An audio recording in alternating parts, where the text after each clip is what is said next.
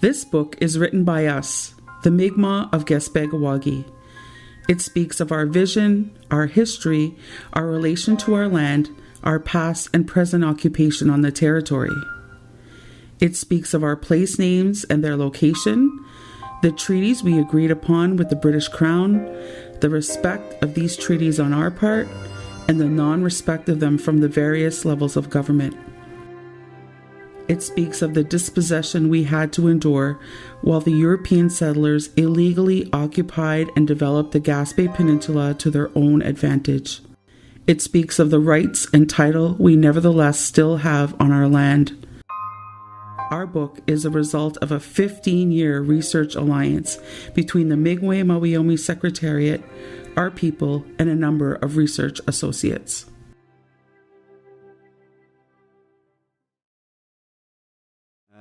How we came about putting the book together is that we wanted it to be a really told by a story by all of Nta'tugwaqanminen, not by an individual. So there's no one author of this book. A number of authors came together under the pen of the Mi'kmaq together. Nta'tugwaqanminen is a book of its time in 2016, and I guess the question I have is, why is it important now? There's a lot of change happening across Canada and the Aboriginal world, and the Mi'kmaq are poised to be at the tip of that change. We wanted to show our young people that all of Nta'tugwaqanminen belongs to them. It's their territory, and the history that's out there now is a wrong history, and it's someone else's story being told. So the Mi'kmaq really wanted to get to the point to tell their story, to tell our story, and hence the name Nta'tugwaqanminen, because that's our story. We're here first on the territory. All of Nta'tugwaqanminen belongs to our people. We've been pushed aside for many years, and we really wanted to show how some of that came about, how we were set aside off our lands. And we wanted to show the real history and to show the real evidence that the Mi'kmaq are from this territory, that we were here first. We've occupied the whole of Nta'tugwaqanminen. We have a rich history in Nta'tugwaqanminen, and no one else could tell the story better than us. And we did tell the story. We went to our elders and we looked at the evidence that's there. And it really comes together to show that our people have always been on this land.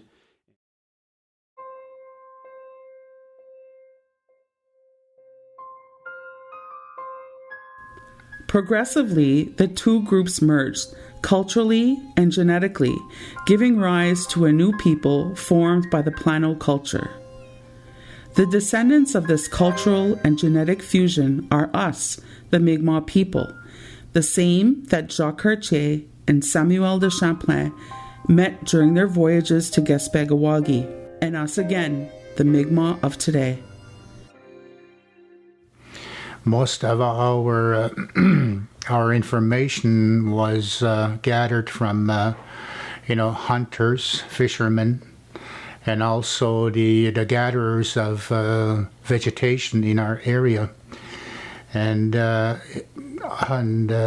also the elders on how they traveled many years ago and whatnot.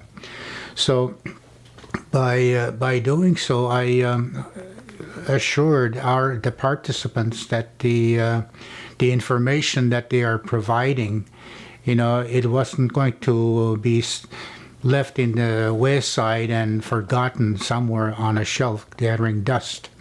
I assured them that the information would be, coming out in a form of a book, and that would be reflecting our community, and it'll be used for the educational purposes of our people. So I believe that with this book here, our children, our grandchildren, and the future generations will be learning from our elders, from our people of Qiskabegiyaq, Listuguj, and also Gespeg. It's a very important document because it's the information that was obtained by our own people. Our history is told by our own people, and basically it's something that was not something that was like characterized as or over sensationalized. It's the real life story of our people. I'm very proud to have been part of this production of this history book.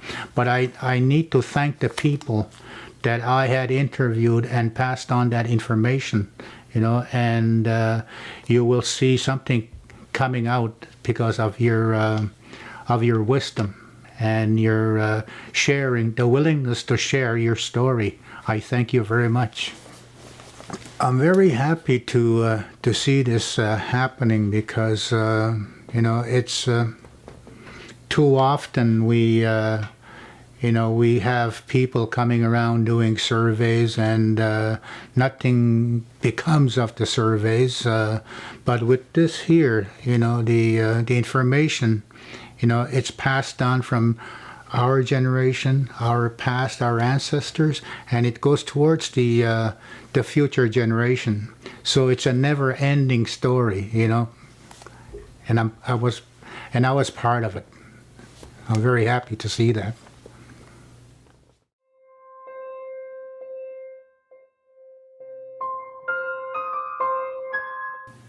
Mi'kmaq place names, as with most ancient place names, are based on descriptive words. They describe the features of a landscape and, to a lesser extent, how oral history is woven into special places in the landscape. In this way, the people discuss their travels and their routes they followed. At the same time, they draw a portrait of the landscape and what happened there. This allows other travelers to recognize the many landmarks of a landscape even when they see it for the first time. Looking at the place names and knowing your place names and knowing not only the names but where they are indicates that the territory was fully occupied by the Mi'kmaq since most probably 10 to 11,000 years, and that the Mi'kmaq have never left the territory and knew it fully, to the fullest. The interest of making research on place names is that place names speak and tell a story that has a value both at the cultural level, historical level, and political level, because Mi'kmaq place names have been there for millennia, and they speak about where the people came from, where did they stop to harvest and hunt and fish. And even we have place names that say where people stop to have a lunch and a tea, and they indicate where the resources are. So when you make a full list of the place names, it is like if you hear the landscape speaking about the ancestors and the way they have explored the land and the way they have settled on it and the way they have worked with it and protected it to ensure their survival and the survival of the next generations. It is a book, but it is also a slate on which people can rewrite because the history moves on all the time.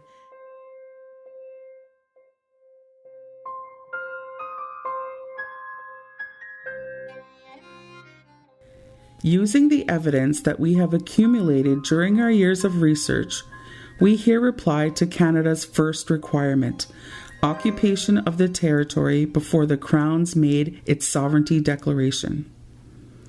At first instance, we can say that the archaeological proof suggests a human presence in Gespegawagi as far back as 10,000 years before present. One of the difficulties in archaeology is to link a physical proof of human occupation to a specific cultural group.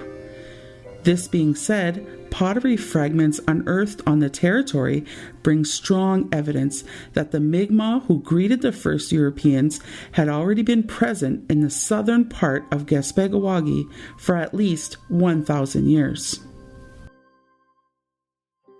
Les conclusions du rapport Kenny et Parenteau qui avait été commandé par le gouvernement fédéral et dont l'objectif était de toute évidence de nier nos droits ancestraux et pour ainsi dire affligeantes en regard du titre Micmac.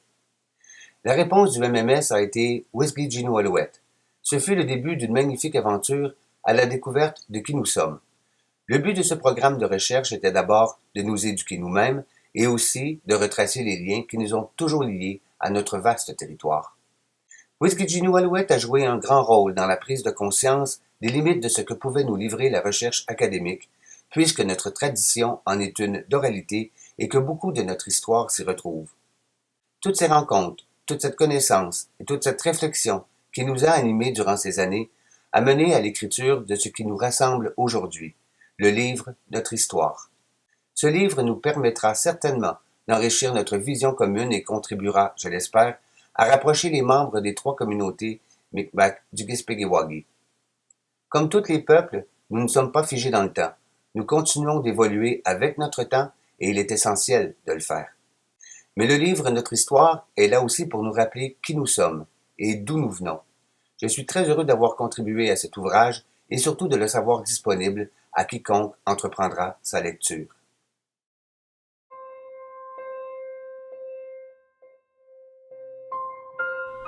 It is on these historical, sociological, and anthropological realities that rests the Mi'kmaq's juridical basis of our inherent and constitutional rights. These rights are guaranteed and protected by Section 35 of the Constitution Act of 1982. As well, the United Nations Declaration on the Rights of Indigenous People is an international instrument adopted by the United Nations on September 13, 2007, to enshrine the rights that constitute the minimum standards for the survival, dignity, and well-being of the Indigenous people of the world. The Declaration protects collective rights, and it also safeguards the individual rights of Indigenous people.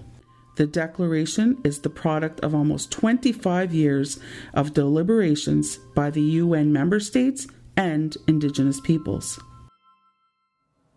What we attempted to do with our book, our story, is to make sure that the people, the readers, would understand the extent of Mi'kmaq rights and title in Gaspeguawagi. As we all know, the existence of Aboriginal rights, including treaty rights and title, was recognized in 1982 by federal legislation, included in Constitutional Act 1982, Section 35. So, in the book, you will read all the details that correspond to the Mi'kmaq reality in light of those rights. So, Aboriginal rights, how they have evolved from first contact to today, and then the existence or recognition of our treaty rights that were recognized in the Marshall Decision in 1999. How did we become signatories of treaties from a nation-to-nation perspective?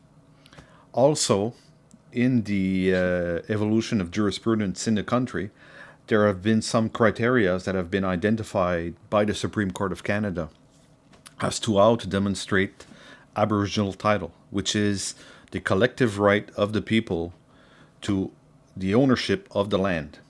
So the first criteria, which is occupation, Mi'kmaq occupation at the moment of the Declaration of Crown Sovereignty, which would have been around 1760 in Gaspeguawagi, the ability to legislate to control the access to Gaspeguawagi.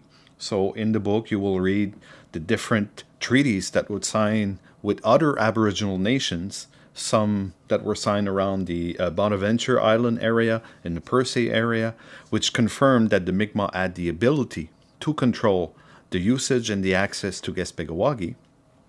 And now as that continuous occupation evolved from that period to today. And the message is clear.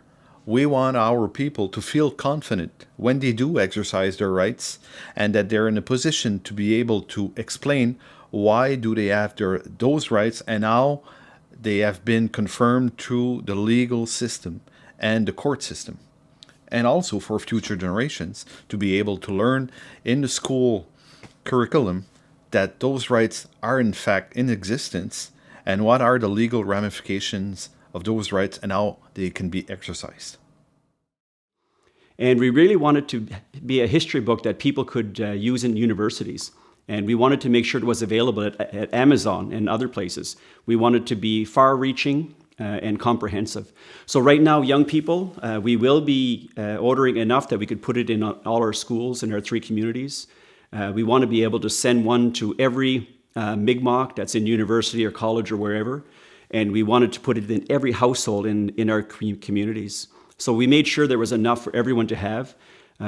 We want to put that in your hands. We want you to open it up, and we really want you to be part of the reawakening of the Mi'kmaq in our territory.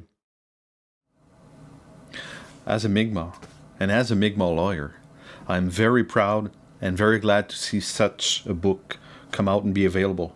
I would have loved to have that type of material at the university level, where my teachers could have explained the extent of Aboriginal rights and title from the Aboriginal perspective.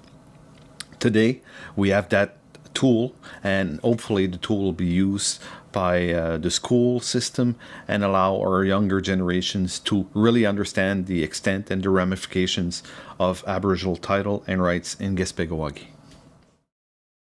And I've been asked to give you my perspective on the release of a new book that has a lot of Mi'kmaq content. In my opinion, we've been struggling for a long time to help students in my school have a sense of identity and to know their place not only in our local region, but in Canada as a whole. And it's difficult to do when there's no written content about the historical impact that they and their peoples have had on not only our current area and local area, but on Canada as a whole. So anyway, with that in mind, we have been struggling to find any type of literature that certainly speaks to our local area. And to have the opportunity to have a piece of this caliber in our classrooms will be of significant importance for this generation and those to come. From what I have seen in the content of this particular book, we have 2 populations to be concerned about. First of all, we want to have the First Nations students themselves be able to identify with their history and with their region. And we also have to, at the same time, educate the non-First Nations students as to the role of First Nations peoples in their history and our collective history. So to have something that all of us can hang our hats on and get some valuable information from is going to be of great use to teachers in the classroom. I would recommend this book here to any student going out to university for the first time or going back to university, because they're leaving their community and they're not going to be surrounded by their community members. They're going off to somewhere else most likely on their own. And it's very important for them to have this strong sense of their identity, something that they could get from reading this book here. I remember when I was at Mount Allison, there was many instances where my history was being taught by non-Native people, non-Native perspectives were being told about my First Nation culture or my history, and there were many times where I felt like it was being told wrong, misinformation was being presented, and I knew it was wrong, but I didn't have those tools to counteract those, to fight. I knew it was wrong, but I couldn't back myself up. I felt like if I had this book at this time and had the knowledge, and I read through the book and had the knowledge of what was in this book, I would have had the better tools to give the information. And I think it's also very important for First Nation people to educate others, because not many people know about First Nation, Aboriginal, Indigenous people. Some people in other parts of the country don't even know First Nation people exist. They think they're some kind of fantasy. So I think it's important to go out there and share who we are to others and educate others about it in a kind, respectful manner, because that's who we are. In conclusion, I think this is a great book. It's full of so much information, most importantly told by our own people. I cannot stress that enough. And I would recommend for any First Nation Mi'kmaq person to read this book. I recommend teachers to teach it to their students. It's just a great book. And that we really wanted to show that this is part of nation building, to take back your story, to take back your message, and to share your message with others. So our young people first, and all of our people in our 3 communities, but also to share with other Canadians so that they can learn the message of what the Mi'kmaq have to say. We're proud to be here. We've always been here.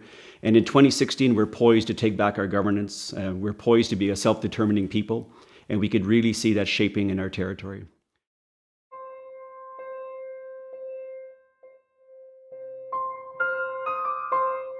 Our story will continue to unfold endlessly, and it will continue to be told again and again through different voices, in different styles, and with different details of all sorts.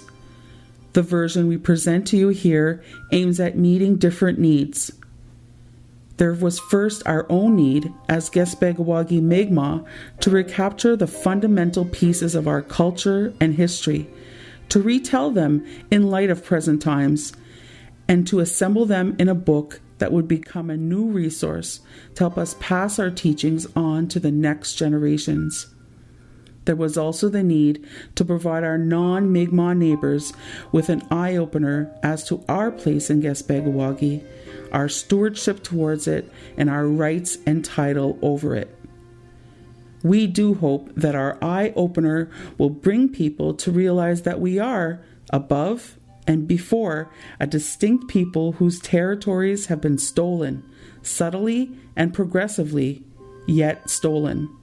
There is no other word.